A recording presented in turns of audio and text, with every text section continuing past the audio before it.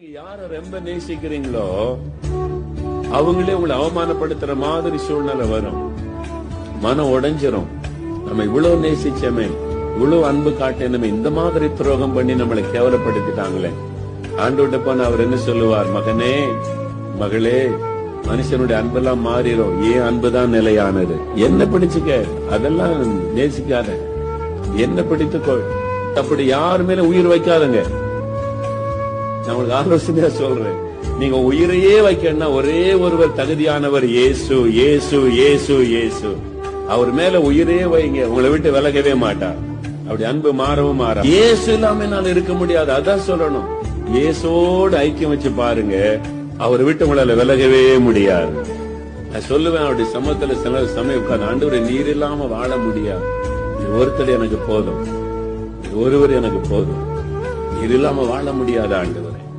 அவர் இல்லாம தாங்க வாழ முடியாது. வேற யார் இல்லாமலும் இந்த உலகத்துல வாழ முடியும். ஆமென். இயேசு இல்லாம தான் வாழ முடியாது. நமக்கு நல்ல தகப்பன், அவர் சிக்ஷிக்கிற தகப்பன்.